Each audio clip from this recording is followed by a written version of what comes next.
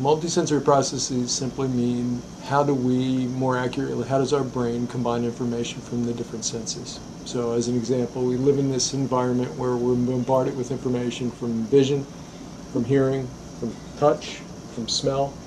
And so what multisensory processing is trying to understand how we integrate that information and form our perceptual reality.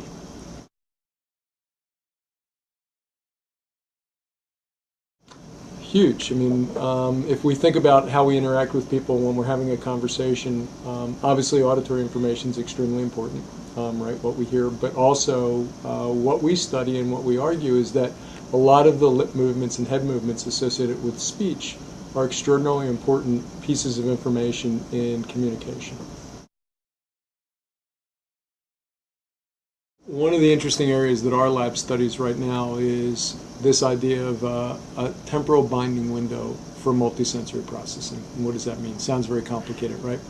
It's really a very simple idea that there's a short window of time within which, if a visual event and an auditory event happen, the brain has active mechanisms to bind those together and to call it a single event.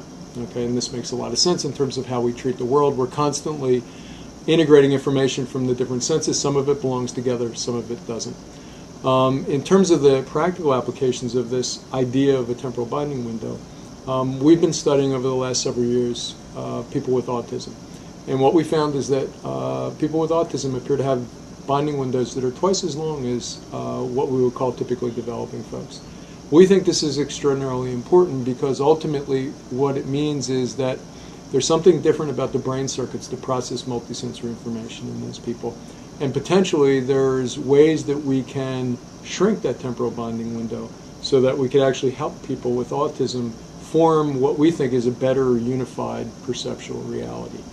And in the context of something like language and communication, right, going back to your earlier question, one of the core deficits that's seen in individuals with autism, well, our idea is that one element of that may be if they have this abnormally long binding window, then the typical language and communication signals that we're constantly experiencing and binding together are bound together in weird ways, and consequently their communication skills are much poorer.